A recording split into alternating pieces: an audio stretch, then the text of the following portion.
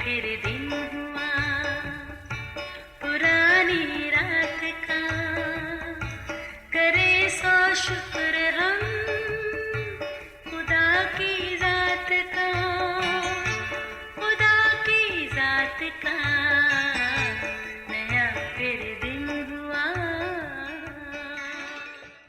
आज की आयत। गर्ज खुदावन में और उसकी कुदरत के ज़ोर में मजबूत बनो। इफसियों 6 बाब 10वीं आयत। अजीज़ों, अक्सर हमारे छोटे बच्चे कुछ ऐसा कर गुजरते हैं जो ठीक नहीं होता, पर हम अक्सर नज़रअंदाज करते और कहते हैं चलें बड़ा होगा तो सब ठीक हो जाएगा, मगर ऐसा होता नहीं। किसी भी छोटी चीज़ को मामूली समझकर नज़रअंदाज नहीं करना चाहिए।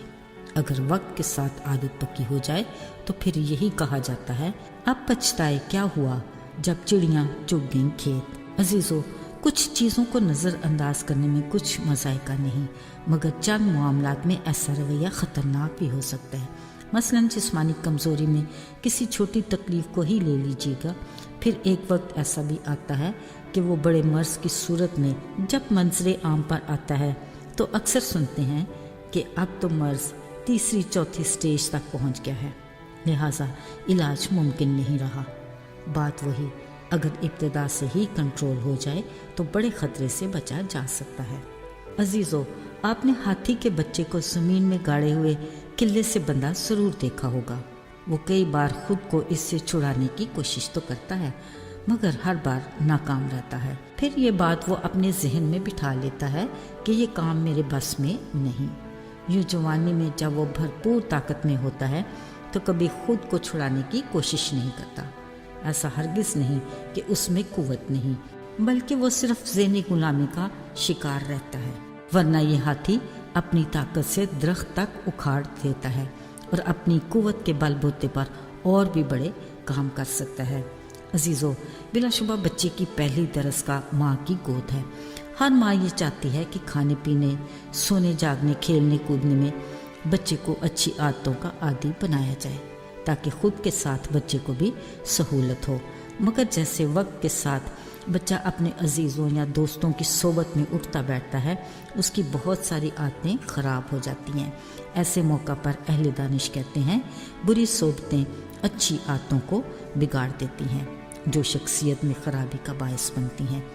ये आदतें रफ्ता रफ्ता उम्र के साथ पक्की हो जाती हैं, जिनको छोड़ना मुश्किल हो जाता है, और फिर हम बड़े ही मासूमाना अंदाज में कह देते हैं, क्या करें, ये मेरी आदत है। अजीज़ों, आदत की गुलामी एक ऐसी बीमारी है जो कुल जहान का 75% बनी नौ इंसान इसमें मुब्तला है। अगरचे कभी हम तंग भी पड़ जाते हैं, बुरी आदत से जान भी छुड़ाना चाहते हैं, मगर मजबूरी आड़े आ जाती है। अजीज़ों, बुरी आदतों का ताल्लुक इब्लीस से है जो हमें इनका गुलाम बना के रखता है। मसलन खाने पीने की नाजायज़ अशिया, सोसाइटी में ऐसे काम जो हमारे मामूलात में शामिल होते हैं। फिर किसी बुरी आदत की गुलामी से निकलने की कोशिश भी की जाती है। खुद को बुरा भला भी कहा जाता है, मगर हमारा अज़ली दुश्मन इब्लीस मीठी मीठी सरगोशियाँ करके कहता है, बेटा अब नहीं, तुम इससे छोड़ ही नहीं सकते, ये तुम्हारे बस में नहीं। और फिर हम अपनी आदत से समझौता कर लेते हैं। ज़रा सोचिए, एक गुलाम भला अपनी मर्जी कर सकता है क्या? अजीज़ों, किसी की गुलामी से आज़ाद होने के लिए हमें किसी ताकतवर की ज़रूरत है।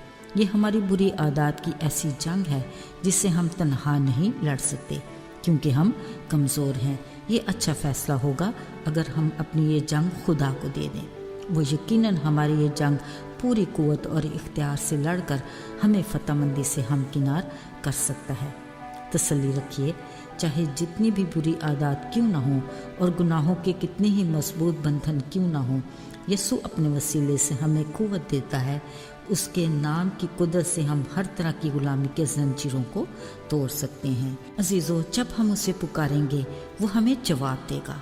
जब हम उसकी तरफ रजू लाएंगे तो वो हमारी तरफ माइल होगा।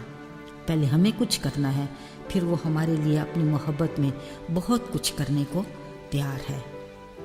आइए दुआ करें।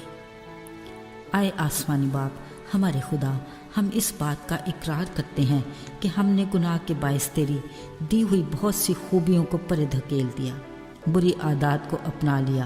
ہم جانتے ہیں کہ ہم خود سے اس غلامی سے نہیں نکل سکتے۔